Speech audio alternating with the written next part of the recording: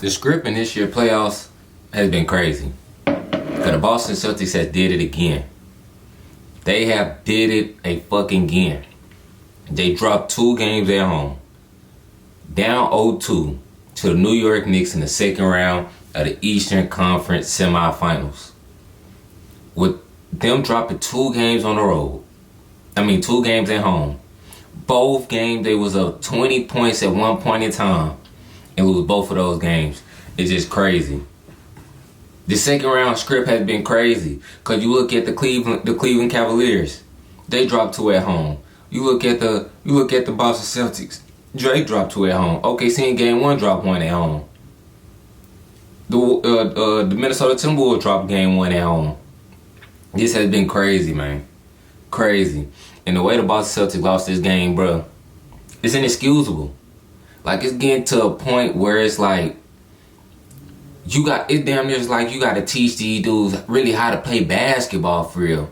And I'm not saying like the Boston Celtics not a good team or nothing like that, but I'm saying like it get to a point where you got guys like Peyton fucking Pritchard, and he pissed me off today because I've been on record calling this nigga the best white dude in the fucking league. But you get this man coming off the bench, straight chucking fucking threes, bro. After y'all just set an NBA playoff history record of most missed threes in a playoff game, you double that up in game 2, and you come out and just get the launch and fucking threes. Now, Peyton Pritchard probably shot a total of 11 shots. 9 of them was 3-point attempts. 9 of his 11 field goal attempts were 3-pointers. Come on, man. This is what I'm talking about. You up 20 points, and you got guys out here like Jaylen Brown who learned his lesson after game 1. He put his head down. Everything in the first half, really throughout this whole game, most of Jaylen Brown's points came from inside the paint. You putting his head down, getting to that mid range, getting to the free throw line, getting to the paint, getting 2 feet in the paint, trying to make something happen. He said down the 3-point line tonight. I think he only shot like 3 or 4 threes tonight, which is a good number. When you're in the playoffs, you shouldn't be shooting. I'm talking not as a team. I'm talking about an individual. So like a Jason Tatum, a Jaylen Brown, Derek White, Drew Holiday, Peyton Pritchard, Al Horford, whomever. One single player should not be shooting up 10 fucking threes alone. That's just inexcusable. Cause you look at it tonight. The Boston Celtics, they shot 43 tonight. They were 10 of 40, 25%, which last game, in game 1, they just shot 25%. See, and this is the problem with all these analytic fanboys that keep trying to say 3 points is better than 2. Well, what these fanboys don't know is that basketball is not supposed to be played by the numbers. That's why I be hating when people always bring up numbers and statistics and all this other bullshit. Because yes, numbers is part of the game. But playing the game is also part of the game. Mid-ranges are part of the game. Getting to the free throw line is part of the game. Making layups, dunks. All the in-between things is part of the game. Not just trying to get a layup or try to shoot an open 3. And what Joe Mazzulla and his system has implemented, the Celtics, they fried. They brain cells is fried. Cause Joe Mazzulla got these guys believing that they got to shoot up they got to put up so many threes in order for them to win the ball game. Or you got guys like Jason Tatum who got hell of a potential to be one of the best players in the NBA. But time and time again, this man has come up short for the simple fact because this man don't know when to attack, when to be aggressive. His shot selection is trash. Shot selection is pure dog shit. Last game he put up 15 threes. Today he didn't get his 3. He didn't shoot too many threes, but that goes to show you he only had 13 points tonight. People that trying to put him in the best player in the world conversations, dead that shit right now, man. Dead it. And I like Jason Tatum. He's a good player. Like I really like Tatum personally. I watch his highlights and all. But man, stop it. When we come the best player in the world, stop it. This man Tatum, bruh, when it comes to playoffs, really, bro, Tatum is so inconsistent. Like,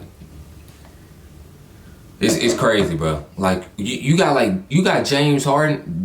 Tatum not on James Harden level, but when it comes to level of inconsistency, this man is closer to Paul George than when people be trying to put him on the KD trajectory and all this, put him on the same wavelength as KD. Man, hey, bro, y'all better stop josing me right now.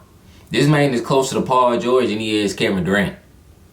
This man, he's still living off that 150-point game that he done had in Game 6 against the Milwaukee Bucks.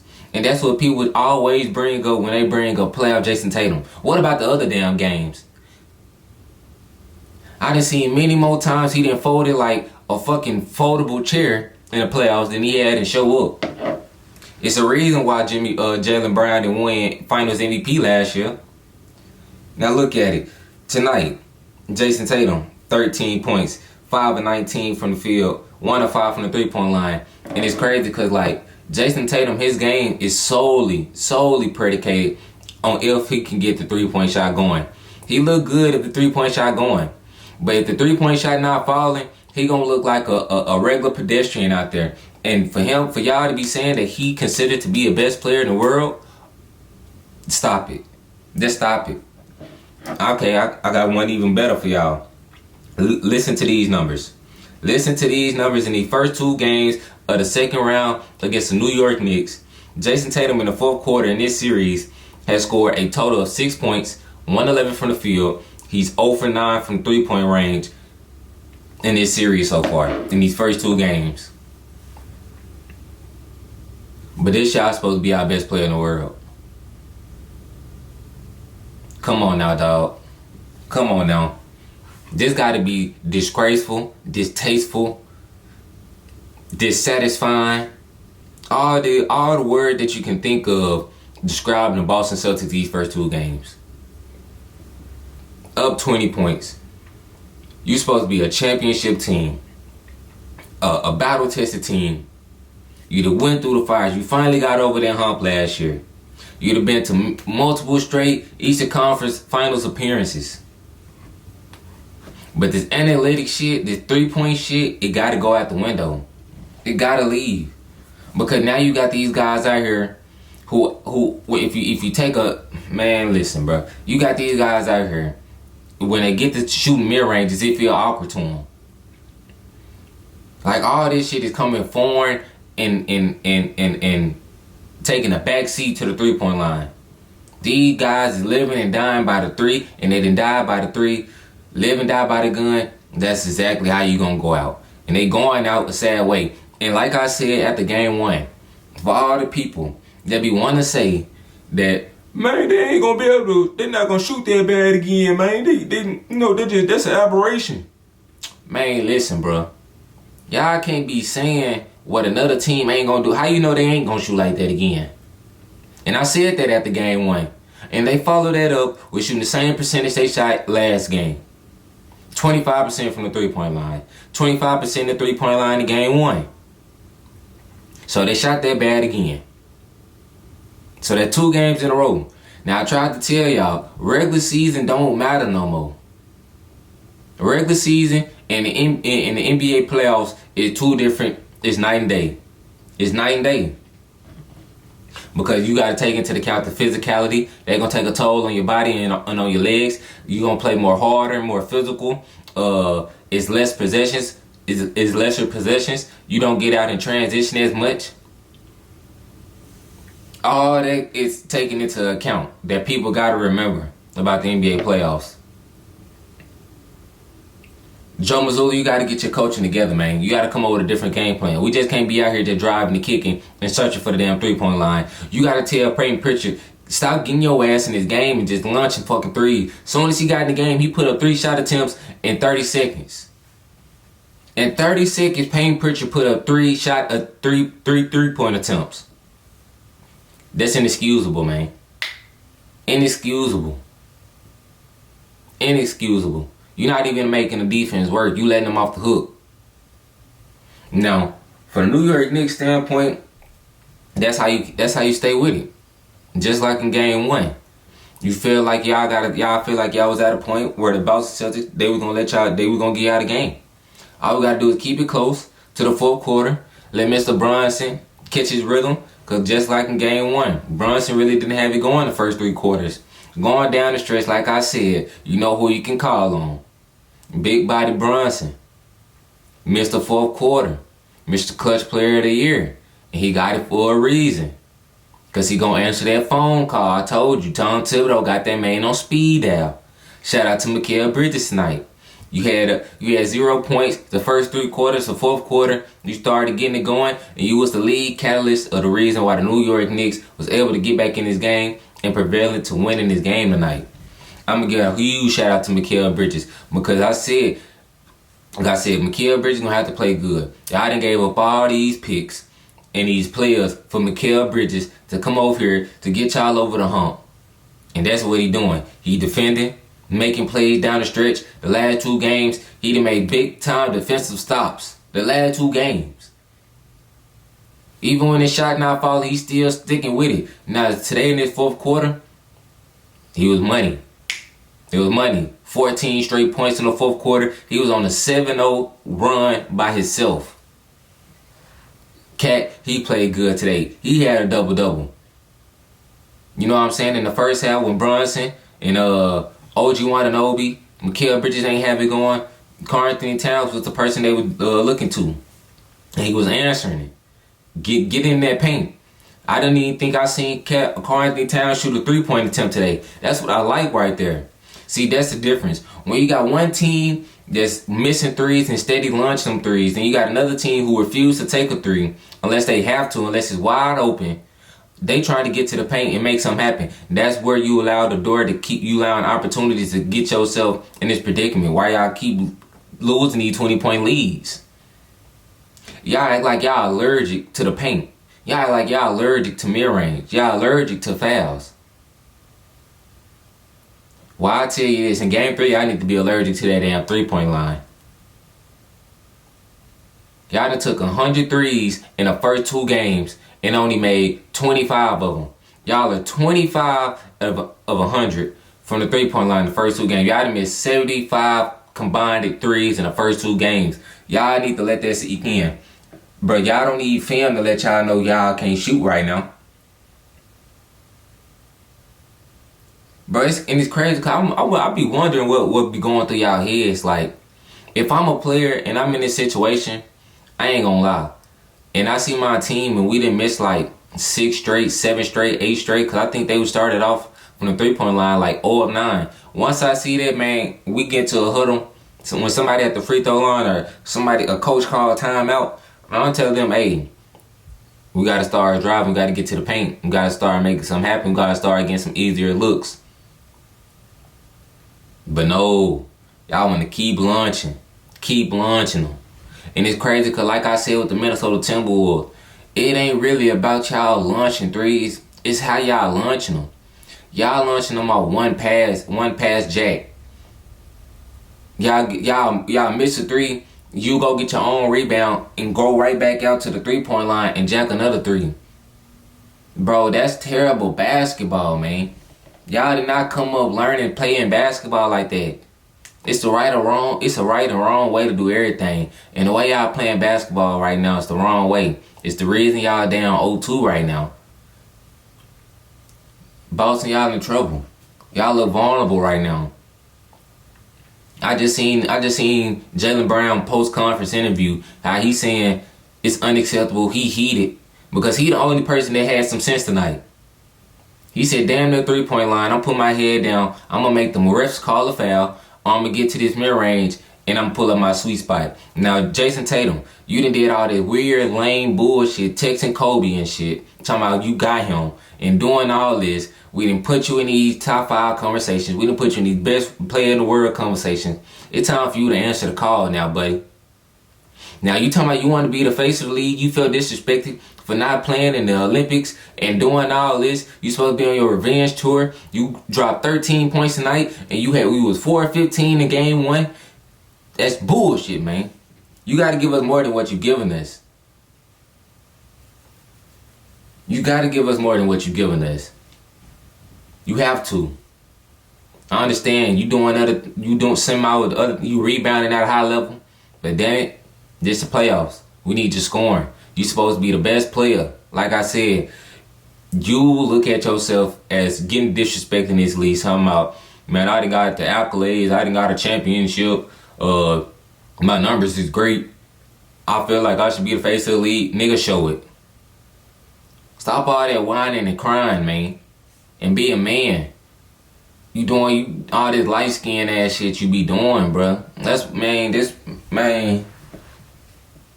And I ain't even no Celtics fan, but the way y'all playing basketball, bruh, I was mad. Cause like, bruh, this nigga Peyton Pritchard, bruh, you can't be out here launching threes. You messing up the flow of everything. Everything you shoot, I just know when you get it, you just shooting it three. You ain't even looking to put the ball on the floor and trying to create the opportunity for somebody else or get to the paint and shoot a floater. All you know is three. Catch and shoot. That's all you know. But nonetheless, man, like I said, man, New York Knicks, they played well tonight. They stayed with it. Even when they was down 20, it was multiple times they got the lead down to 8. So they felt like they had a chance. They saw an opening and they took it.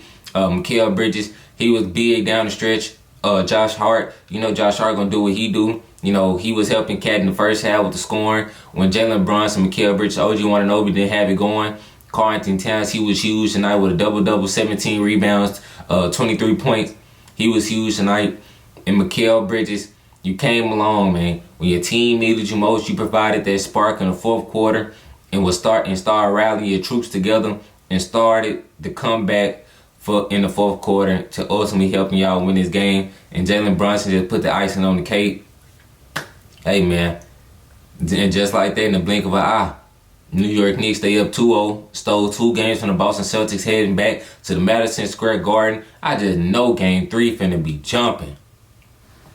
Talking about this boy, the Madison Square, boy, that mug finna be rocking. They feel like they got a real chance to go to the Eastern Conference Finals. They got a chance to close this thing out at home. No fans gonna be rocking. Y'all know New York ain't won nothing since the 80s. Since the 90s, I don't know. So any little opportunity you give them the little slightest of confidence, they gonna go overboard with it. But like, it was a good win for them though. And Boston Celtics, man, y'all gotta play better. Everybody. Derek White had a good game tonight. Kristaps Porzingis, I don't know, he just out there. Payne Pritchard just out there. At this point, to me, if I'm Joe Mazzulla, Payne Pritchard, he's becoming unplayable because he's not giving us enough on the offensive end for what he's lacking on the defensive end. You know, we can pick on him on the defensive end, and he's out there just launching threes, messing up, just putting up threes, and that ain't doing nothing but creating opportunities to let the New York Knicks get back in the game. Bro, it's like in the fourth quarter, y'all went like 5 or 6 straight possessions, and they was all threes. All misses. Didn't even think about touching the paint. And all them y'all just passing around the perimeter, dribbling. That's what's wrong, bro. That's what's wrong. But nonetheless, man, like I said, Knicks, they won this game tonight. They was the better team tonight. They was the more complete team. You know, they defended when they needed to. They made plays when they needed to down the stretch. Guys stepped up for them, which nobody for the Boston Celtics really stepped up. Jason Tatum, 13 points, trash. Derek White played good. You know, Drew Holiday was solid. Jaylen Brown, he was solid. But outside of, you look at the New York Knicks, like I said, you get double-double from Cat. You get 17 rebounds, 23 points from Cat. You get almost a double-double from Josh Hart. You get 16 and 8 from Josh Hart. You get 14 in the fourth quarter, which rallied the comeback for the New York Knicks from Mikal Bridges. You get 17 from Jaylen Brown. You know, you get contributions from OG Anunoby. You know, when you just needed timely things and timely stops and timely baskets, and that's what the Knicks did. They executed better down the stretch, and which is the main reason why I feel like they 2-0. Because the Celtics, when they needed to execute down the stretch, they couldn't execute. When the New York Knicks needed to execute down the stretch and make shots and knock down plays, that's what they did. And that's been the difference in the first 2 ball games. One team is not living it down by the 3. They doing it always. If y'all give us the 3, we gonna take it. But if not, we gonna put our head down. We gonna get to the paint. We getting guys in foul trouble. Al Horford was in foul trouble. Kristaps Porzingis, he was damn near unplayable. Peyton Pritchard, unplayable. Hell, if you really want to be honest, shit, if Tatum wasn't one of the best player on the team, hell, I would have benched his ass too. Shit. He ain't giving us nothing. He had his ass out there looking like Sam Hauser. Shit. But yeah, make sure y'all hit that subscribe button, hit that like button, hit the comment section below. Y'all let me know how y'all feel about this series, because it's been a crazy ride right now. The second round of these playoffs has been nothing short of crazy, because like the same exact script that happened in game 1 happened in game 2. Like, now that's one thing I want to anticipate. Now people would like to say they weren't gonna shoot like that again, which I feel like that was false. You know what I'm saying? This is playoffs. How the hell you know that a team not gonna shoot that bad again? You just never know. You know what I'm saying? And it ain't just like the New York Knicks just letting them get wound up, warm up threes and shit. These are contested threes, off the dribble threes. These people shooting off one pass and shoot type of threes. These ain't in the rhythm threes. These ain't open threes that they really shooting for real. But one thing that is mind-boggling to me is like this: literally, y'all up 20 in game 1, got walked down. Up 20 in game 2 and got walked down. Like the same thing happened in game 1. It ain't do nothing but spit a mirror image in game 2. Like, that's one thing I wasn't anticipating.